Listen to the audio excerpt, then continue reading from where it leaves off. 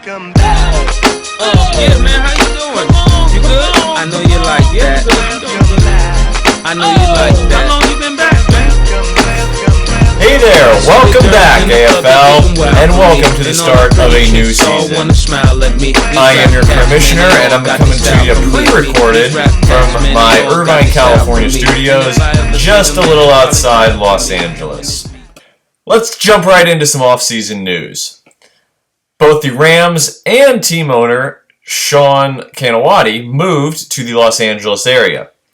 Sean will be heading the operations for the Stuff & Co. from out here in his new Westwood studios. He's hoping some of the California sun will rejuvenate his team and propel him back to a championship contender.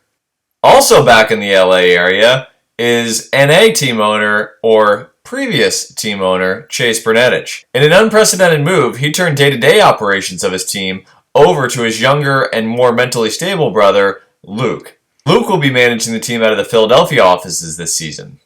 After 1 week, the results of last year remain about the same as he finds himself at the bottom of the rankings. It's tough to be a rookie in any football league, but especially one such as ours with so many other seasoned owners, he's got an uphill battle ahead of him.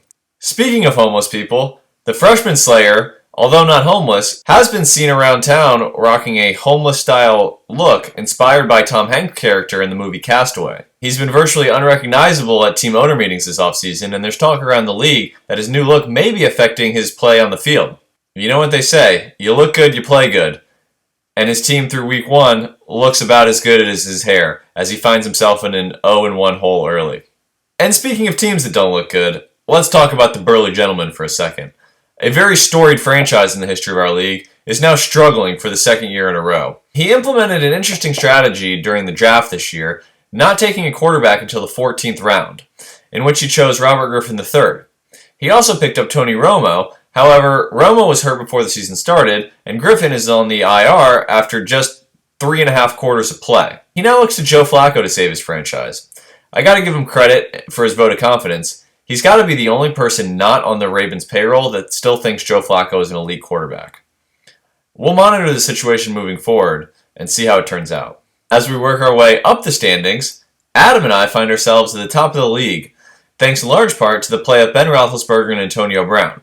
For those of you that watched the game on Monday night, you know that much talked about off-season acquisition by the Redskins, Josh Zoolander-Norman, wasn't able to turn left, and he stayed on one side of the field, leaving Bashaud Breeland to cover Antonio Brown all by himself. In addition to letting up 2 touchdowns for one-on-one coverage with Breeland, he also missed 2 tackles that led to other D'Angelo Williams touchdowns.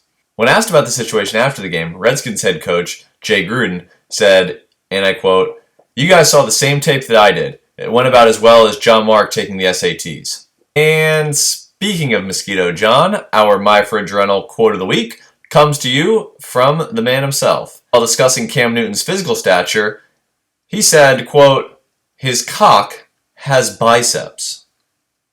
And speaking of big dicks, FC Cramalone outscored every other team this week with 118 points. There's a number of interesting matchups in week 2 as some teams look to rebound while others look to build momentum after early success. Stay tuned for more to come out of the corner in the coming weeks. With more owners now in California, I'm going to look to bring you some special pieces and some live interviews with other owners. But right now, that's all I got for you this week. As always, I wish you all the worst of luck.